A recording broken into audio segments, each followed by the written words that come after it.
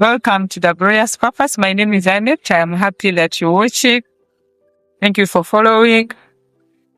Please don't forget to comment, to tell us your opinion about the topics that we share and about your experience in the areas that we share. Today, I want to share with you my fears, my insecurities while growing up.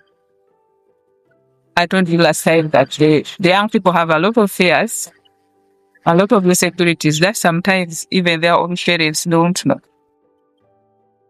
Growing up, I was this quiet child, and I had a little stammer when I was growing up. And so, um, because I had a little stammer, it made me to be very quiet in class.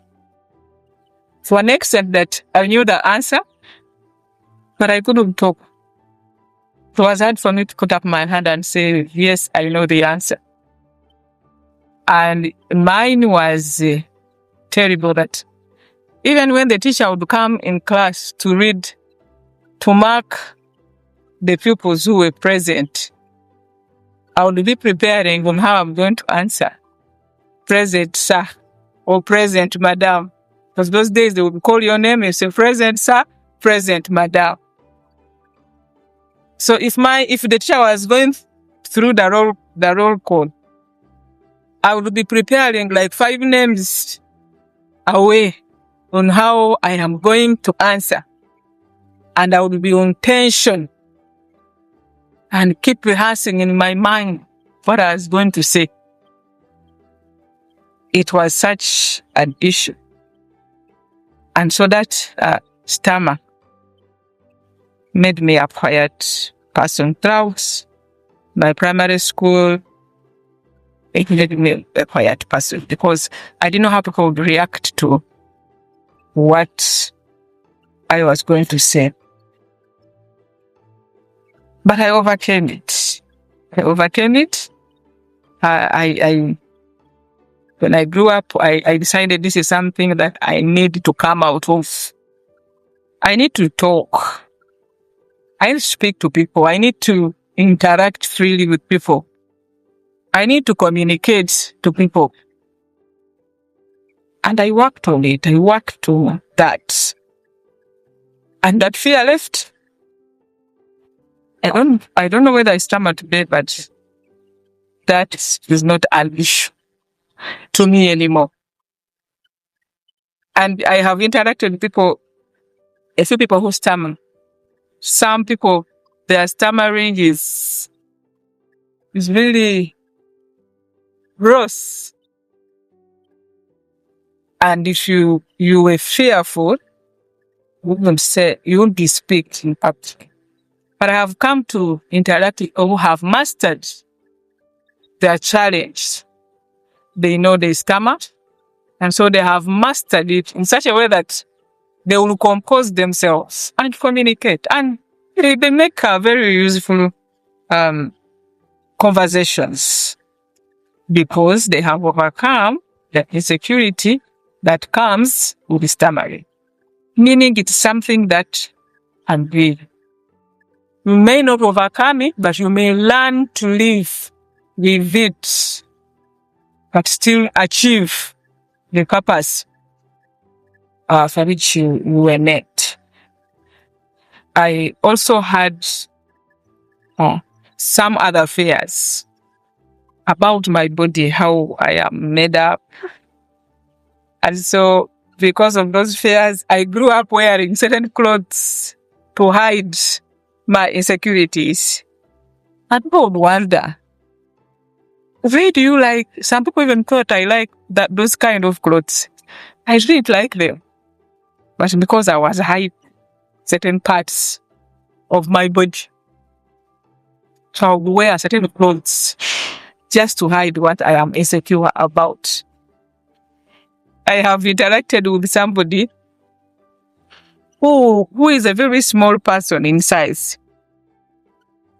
And I have watched her wear like 3 clothes inside just look a bit big. And to me, this person is a nice person, looks nice even without, piling clothes. The short inside, the skirt, and then finally dress. And there is a biker inside as well. Those are about 4 clothes. Because you want to hide, to look a bit big. That is an insecurity that you can overcome.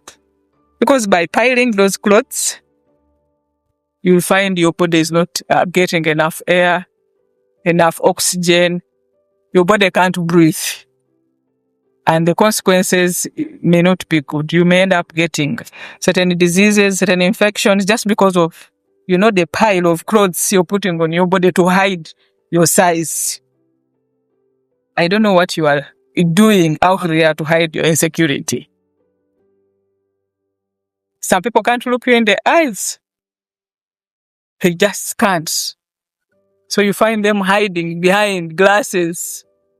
Not because they have they have a problem with their eyes. No, it's because they want to hide. They want to look at you through the glasses so that they don't look at you. You don't look at their eyes. Maybe their eyes are red or they are off color. Somebody has told them your eyes are yellow, and so they want to hide that. Some people are wearing caps on their heads, and what are they hiding? A bald head. Because they have a bald head, so they will hide it under the cape. An insecurity that you have to overcome. I had one I interacted with who has very small toes and very small toenails, and she cannot wear open shoes because she thinks, to me, when I looked at her feet, there's nothing wrong with them, but it is built in her subconscious that these feet are not good for public view. And so she's hiding. Even when she finds the shoe that is open, she cannot wear it. She can't buy it because of what she has believed. I don't know what you have believed about yourself. I don't know what you're hiding. I don't know what people have told you. Sometimes it can even be a lie because someone wants to make you feel bad. They make certain comments that you believe. And those comments about the way you look, about your body makeup, makes you devise a means of hiding those imperfect parts of the body. And you stay a slave forever, trying to hide something which is not worth hiding. It's not worth hiding. You are fearfully and wonderfully made. Embrace what you are. Embrace what God has made you to be. Love it. Embrace it. Love it. Love yourself. Esteem yourself. Honor yourself. And stop hiding behind those things that you're doing. Know that God loves you the way you are. He made you in a perfect way. And you should be able to appreciate what you are in the way. See you next time.